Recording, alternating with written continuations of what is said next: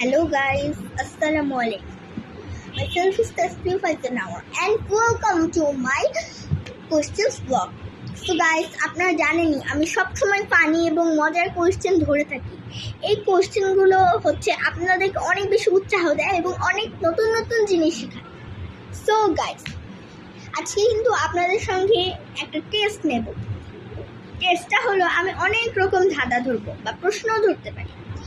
এই প্রশ্ন বা ধাঁধাগুলোর উত্তর যে সব থেকে বেশি দিতে পারবে সে পাবে কিন্তু একটা চমৎকার উপহার। সেই উপহারটা আমি আমার সঙ্গে রেখে দিয়েছি। আমি সবার নাম দেখবো, সবার নাম কমেন্টে পাঠিয়ে দিন যারা ভিডিওটি দেখছেন, এটা বলছি। সো তাদের নাম পাঠিয়ে দেওয়া হয়েছে। সো এদের নাম থেকে আমি দেখব কে কত বেশি বার কোশ্চেনের সঠিক উত্তর দেয়। সো গাইস, আপনাদের সঙ্গে একটি কথা বলি, যারা একটু ছোট আছে তাদের জন্য একটু কঠিন হবেই সবসময়, যারা একটু বড় তার জন্য একটু কম কঠিন, কিন্তু কঠিন কিন্তু কারণ হচ্ছে এই কোশ্চেনগুলো আমি অনেক বেছে তৈরি করেছি। সো গাইস, চলুন আজকে এই ব্লগটি শুরু করা যাক। সো ফার্স্ট কোশ্চেনটি হলো যে বাংলাদেশ থেকে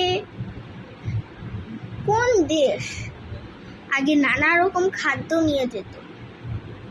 না সরি, এই কোশ্চেনটা বলা হয়নি। সো ফার্স্ট কোশ্চেনটা হলো পূর্ব পাকিস্তান এবং পশ্চিম পাকিস্তান এই দুটো আলাদা হলো কেন? সময় হচ্ছে 10 সেকেন্ড, প্রতিটি কোশ্চেনের জন্য 10 সেকেন্ড করে টাইম। 1 2 3 4 5 6 7 8 9 10।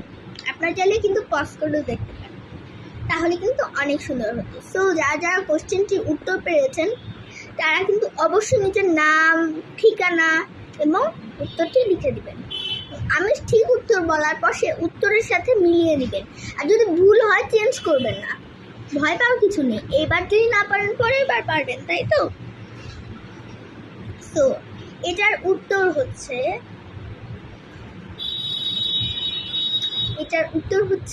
পশ্চিম পাকিস্তান এবং পূর্ব পাকিস্তানের মধ্যে একটা যুদ্ধ হয়েছিল। পশ্চিম পাকিস্তান চেয়েছিল যে পূর্ব পাকিস্তানও তাদের মতো উর্দু ভাষায় কথা বলুক, কিন্তু সেটা হয়নি। যুদ্ধ হয়ে পূর্ব পাকিস্তান জিতেছিল, তাই পশ্চিম পাকিস্তান তাদের হার মেনে নিয়েছিল এবং সেই দিন থেকেই পূর্ব পাকিস্তানের নাম হয়ে গেল বাংলাদেশ এবং পশ্চিম পাকিস্তানের নাম হয়ে গেল শুধু পাকিস্তান। তারপরে এই দুটি রাষ্ট্র আলাদা হয়ে গেল। তো নেক্সট কোশ্চেনটি হলো পানির নিচে থাকে 2 অক্ষরের নাম তার। তো সেই নামটার প্রথম অক্ষর বাদ দিয়ে দিলে যে অক্ষরটি থাকে সেটি একটি সর্বনাম। সো টাইম হচ্ছে 10 সেকেন্ড। চলুন, চাইলে ভিডিওটি পজ করেও দেখতে পারবেন।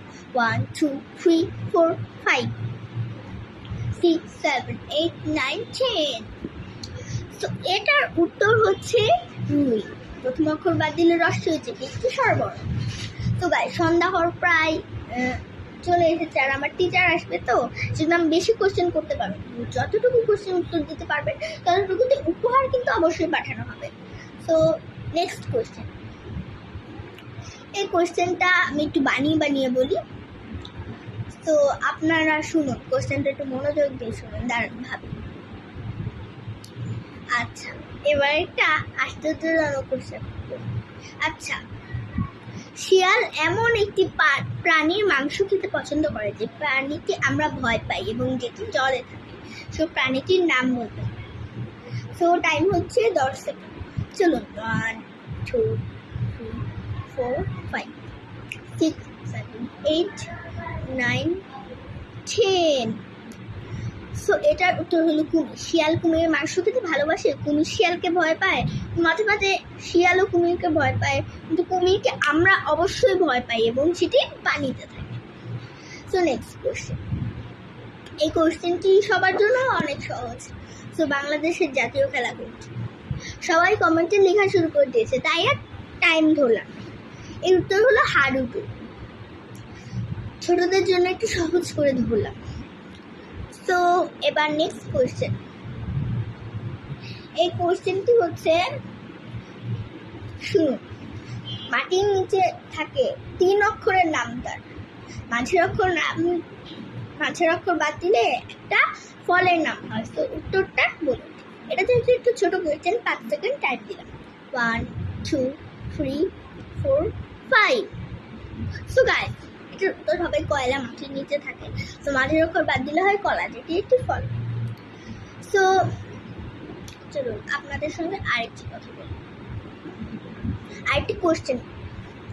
সো আপনার এমন একটি ফলের নাম বলুন যে ফলটি উপরের দিকটা কালো এবং ভিতরের দিকটা হচ্ছে হলুদ এবং এটি হয় গ্রীষ্মকালে।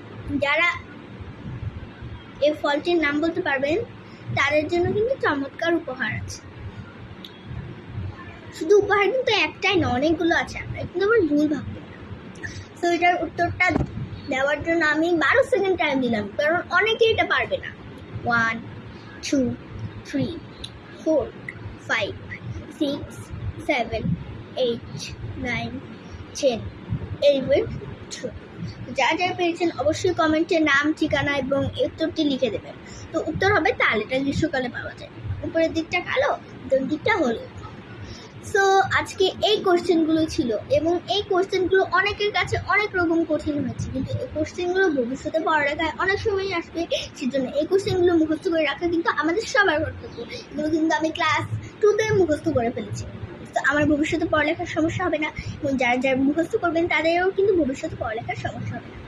তো আপনাদের শেষে একটা লজিক বলবো, লজিকটা বলবো পরের ভিডিওতে, এবং যাদের লজিকটা শুনতে ইচ্ছুক অবশ্যই নিচে একটি লাইক দিয়ে দেবেন, তাহলে বুঝবো আপনারা সবাই অনেক বেশি ভিডিও পছন্দ করেন আমাদের। সো আজকের মতো এখানেই ছুটি, বাই বাই।